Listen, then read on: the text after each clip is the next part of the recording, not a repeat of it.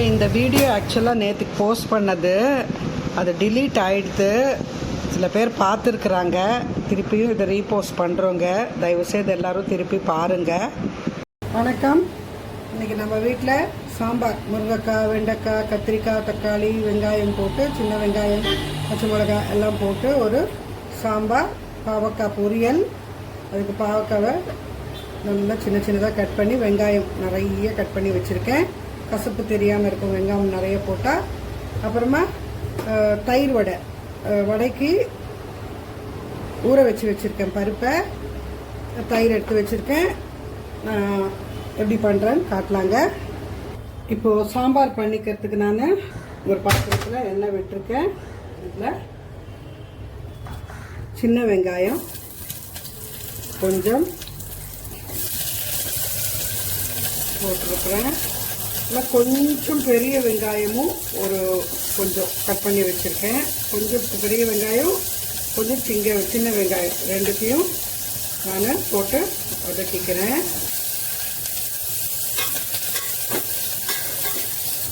ஒரே ஒரு பச்சை மிளகா மிக்ஸ் பண்ணி போட்டிருக்கேன், அதை போட்டுக்கிறேன். அடுத்து தக்காளி போட்டுக்கிறேன். இதில் நான் ஒரு 6-7 வெண்டைக்காய் கட் பண்ணி வச்சுருக்கேன். முருங்கைக்காய் கட் பண்ணி வச்சுருக்கேன். தண்ணியில் போட்டு வச்சுருக்கேன் அலம்பிட்டு. கத்திரிக்காய் வதக்கிக்கலாம். இதெல்லாம் கொஞ்சம் நல்லா வதங்கிடுத்து. இதில் மிளகாய் தூள்னா, அப்புறம் மஞ்சள் தூள், அப்புறமா தனியாத்தூள். நான் வந்து ஒரு 70% காரம், மிளகாய்த்தூள், தனியாத்தூள் போட்டிருக்கேன். இதுக்கு தேவைப்பட்டது. மிச்சது ஒரு பவுடர் அடிக்க போகிறேன். கடைசியில் விட்டுக்க போகிறேன். அந்த பவுடர் பொடி பண்ணி போட்டுருவேன். அதுலேயும் கொஞ்சம் காஞ்ச மிளகாய், தனியா எல்லாம் போடுவேன். அதனால் அதை பேஸ் பண்ணி நான் இப்போ இதில் காரம்லாம் போட்டிருக்கேங்க. இப்போ நான் புளி ஊற வச்சுருந்தேன். இதுக்கு அந்த தண்ணி விட்டுறேன். இப்போ புளி தண்ணியும் விட்டாச்சு. இப்போ இதில் தேவையான அளவுக்கு உப்பு போட்டுடலாம்.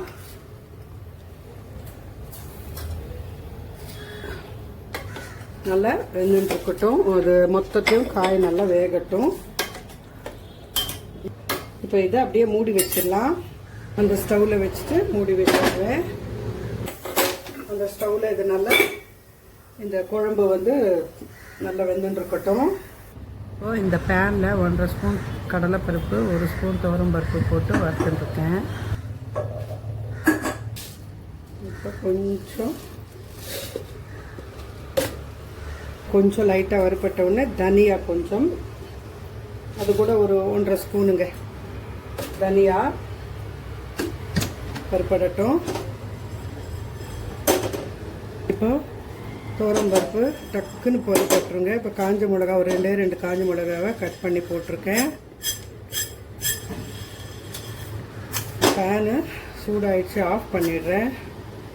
இப்போது இந்த சூடுக்கே இது கொஞ்சம் வெந்தயம், கொஞ்சோண்டு சாஸ்திரத்துக்கு கொஞ்சம் கடுகு ஆற வச்சிடலாம். பேன் நல்லா சூடாயிருக்கு. ஸோ இதை நான் மிக்ஸி ஜார்லுக்கு மாற்றிட்டு ஆற வச்சுக்கிறேன். இப்போ அந்த சூடுக்கே கடுகு, வெந்தயம் வெடிக்குது பாருங்கள். இப்போ இதை தூக்கி இந்த மிக்ஸி ஜாரில் போட்டுட்டு ஆறட்டுங்க. ஆறின அப்புறமா நம்ம பொடி பண்ணிக்கலாம். இப்போ திருப்பி இதை ஆன் பண்ணிக்கிட்டு இதுலேயே நம்ம இப்போ இந்த பாவக்காய் பொரியல் பண்ணிக்க போகிறோம். எண்ணெய் விட்டுட்டு கடுகு, உளுத்தம்பருப்பு, ஜீரகம், வெங்காயத்தை போட்டுக்கலாம். நிறைய வெங்காயம். நான் வந்து எவ்வளோ பாவக்காய் இருக்குதோ அந்த ஈக்குவலாக வெங்காயம் வந்து கட் பண்ணிப்பேங்க. அந்த சாம்பாரில் அந்த அரைச்சிட்டு அந்த பொடியை போட்டு நல்லா கலந்து விட்டுட்டேங்க. வெங்காயத்தை கொஞ்சம் பெரிய சைடில் கட் பண்ணிட்டுருக்கேன். சாம்பாரை எடுத்து பார்க்கலாம். நல்லா கொதிச்சுருக்கு. இது வெங்காயம் இப்படி லைட்டாக வறுபட்ட உடனே இந்த பாவக்காவை அப்படி போட்டுடலாம். மஞ்சள் தூள், உப்பு ரெண்டுத்தையும் போட்டுட்டு நம்ம மிக்ஸ் பண்ணிக்கலாம்.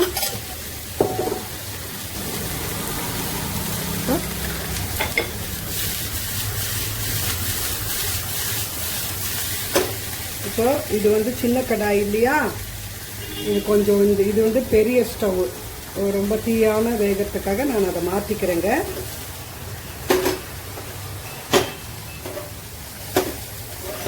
இந்த ஸ்டவ்வில் மாற்றிட்டேன். இப்போ இது சாம்பாரை இந்த பக்கத்துக்கு கொண்டு வந்துட்டேன். உங்களுக்கு தெரியுதுன்னு நினைக்கிறேன். அதுலேயுமே சின்னதாக வச்சு பண்ணிக்கலாம். இப்போ இதை கொதிச்சுட்டு வரட்டும்.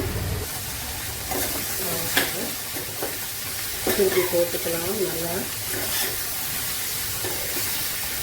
நிதானமாக உதவிட்டு வரட்டும்.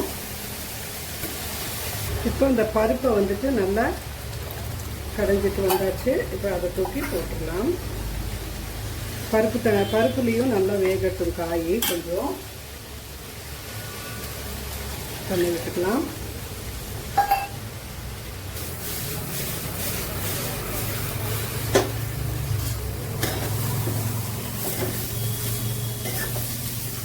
இதை தாளிச்சுக்கலாம். எண்ணெய் விட்டுட்டு கடுகு, ஜீரகம்,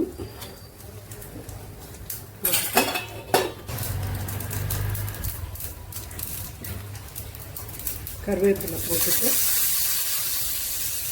பெருங்காயமும் போட்டுட்டு அதை தூக்கி அந்த சாம்பாரில்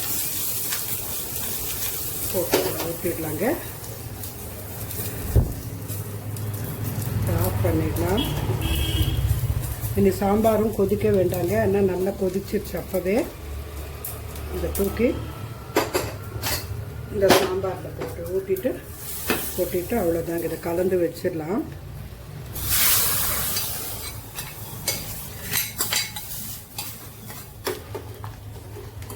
கொஞ்சம் கொத்தமல்லி போட்டுடலாம். சூடாக தான் இருக்கிறதுனால திருப்பி பாயில் பண்ண வேண்டிய அவசியம் இல்லை.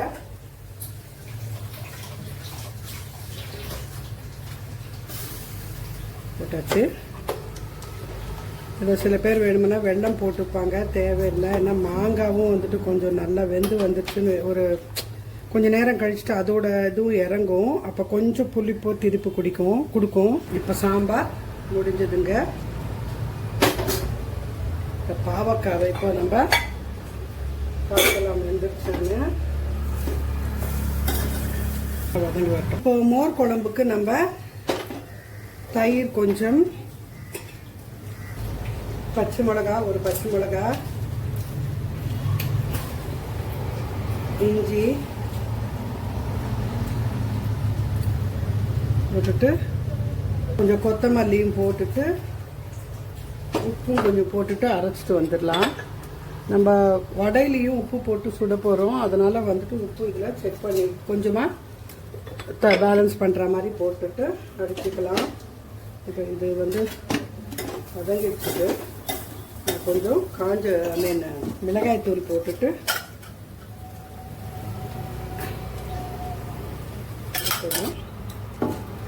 டாஸ் பண்ணி விட்டுறேன்.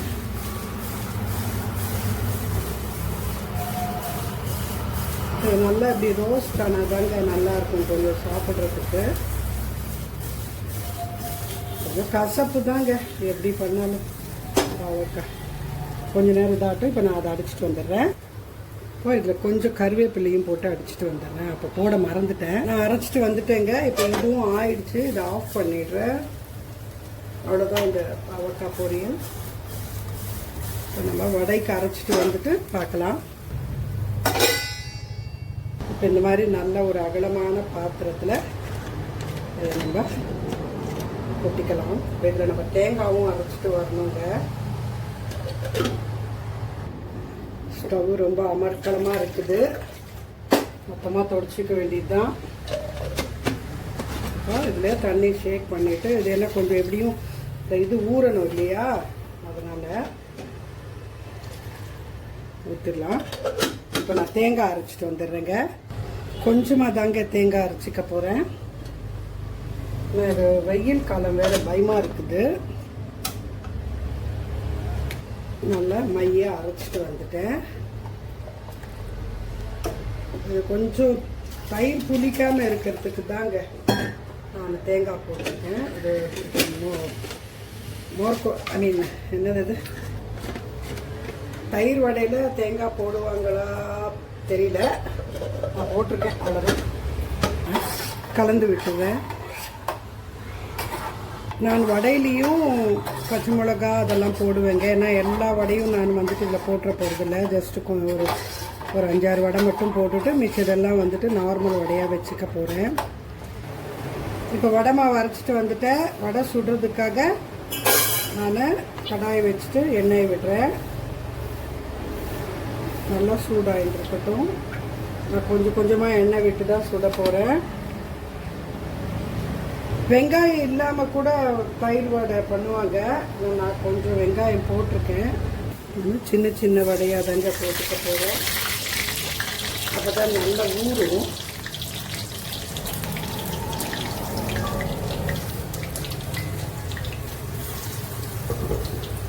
இது ஆப்பக்கடாய்ங்க. ஆக்சுவலாக நான் இதுக்கு அப்படியே யூஸ் பண்ணிக்கிறேன்.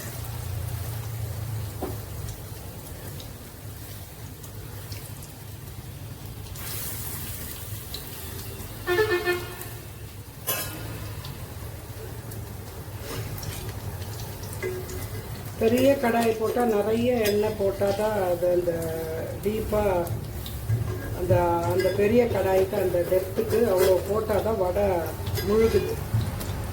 அதனால் வந்து அந்த சின்னதுலேயே கொஞ்சம் கொஞ்சமாக இது பண்ணிட்டுருங்க. இப்போ வடை சுட்ட உடனேயே நம்ம வந்துட்டு வடை எடுத்து இதில் போடக்கூடாது. கொஞ்சம் ஆறுன அப்புறமா தான் அந்த மோர் குழம்புல போடணும். அப்புறம் வந்துட்டு சில பேர் அது தண்ணியில் முக்கி போடுவாங்க சீக்கிரமாக ஊறுறதுக்காக. நான் போட்டதில்லை. நான் இதையே கொஞ்சம் நல்லா தண்ணியாக வச்சுப்பேன். ஸோ இதுவுமே வந்து முக்கி வந்துடும். இது வரைக்கும் நான் அப்படி தண்ணியில் போட்டதில்லை, தெரியல. கொஞ்சம் நல்லா ஊறிச்சுன்னா நல்லாவே இதாகிடுங்க. இது அதாவது ரொம்ப நேரம் நல்லா ஊறிச்சுன்னா அது நல்லா இதாகிடும். இப்போ வெயில் காலங்கிறதுனால தயிர் மட்டும் பார்த்து போட்டுக்கோங்க. அந்த புளிப்பு தெரியாமல் இருக்கிறதுக்காக தான் நான் தேங்காய் அரைச்சி விட்டுருக்கேன். நிறைய பேர் வடையை வந்து 2 வாட்டி சுட்டுப்பாங்க. தெரியலங்க, நான் அந்த மாதிரிலாம் பண்ணதில்லை. அது ஃபஸ்ட்டு சுடுறச்ச வந்து மேலாக்க இதாகும், அப்புறமா ஆறுன அப்புறமா உள்ளே நல்லா இதாகும் அப்படிங்கிற மாதிரி சொல்லுவாங்க. தெரியல, நான் அப்படிலாம் வந்துட்டு அத்தனை வாட்டி எல்லாம் வடையை எடுத்து போட்டதில்லை. இது நல்லா நார்மலாக வடை எப்படி நம்ம சுட்டுப்போமோ அதே மாதிரி அதே பக்குவத்தில் எடுத்துடலாம்.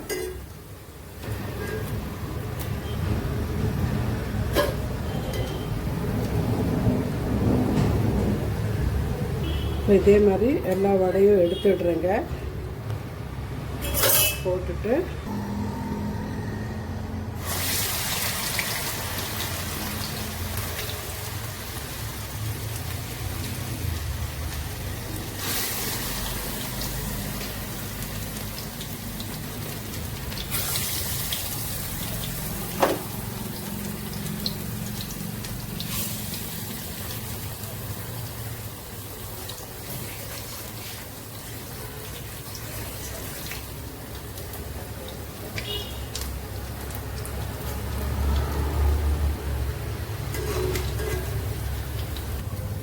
நான்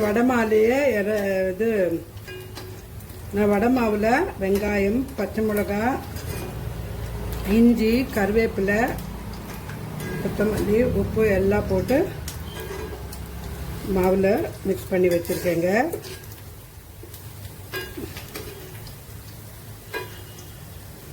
ஏன்னா நம்ம வடை சுட்ட உடனே ரொம்ப பொறுமுறுன்னு இருக்கும் இல்லையா, அப்படியே போட்டால் அது என்ன ஆகும்னா சீக்கிரமாக இது ஊறாது. அதனால் கொஞ்சம் நேரம் ஆறுன அப்புறமா அது கொஞ்சம் சாஃப்டாக ஆகிடும். வடை ஓரளவுக்கு சாஃப்டாக தானே ஆகிடும். கொஞ்சம் நேரம் ஆச்சுன்னா என்ன தான் கரகரான்னு சூடாக இருக்கிற மாதிரி இருக்காது. அப்போ போட்டுச்சு அந்த சாஃப்ட்னஸ்க்கு நல்லா இழுத்துக்கும் அந்த இது. இப்போ செகண்ட் ஈடு எடுத்தாச்சு. இப்போ லாஸ்ட் ஈடு போடுறேன்.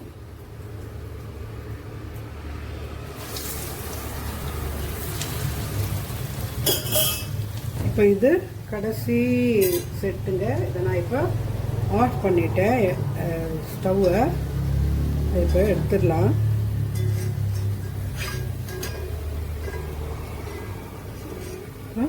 மொத்தத்தை எடுத்துட்டு இப்போ இதில் இருக்கிற எண்ணெயை தூக்கி, எக்ஸ்ட்ரா எண்ணெய்லாம் தூக்கி நான் இந்த பாத்திரத்தில் விட்டுட்டு இதுலேயே இதுக்கு தாளிச்சுக்கிறேங்க.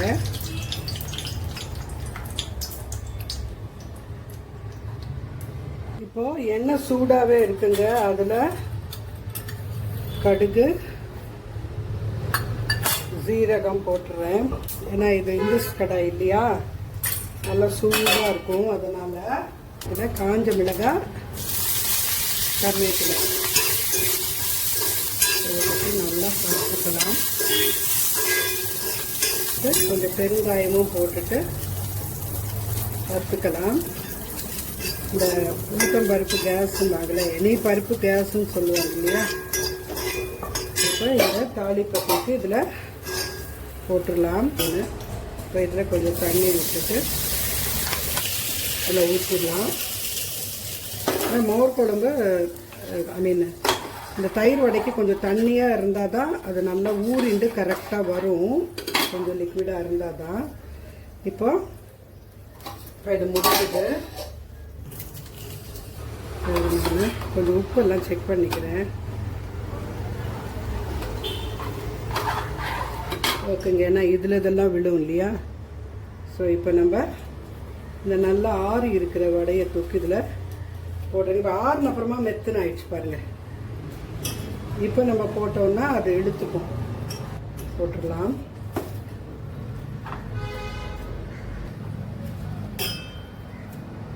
ஒரு 6 வடை மட்டும் போட்டுடலான்னு நினைக்கிறேன்.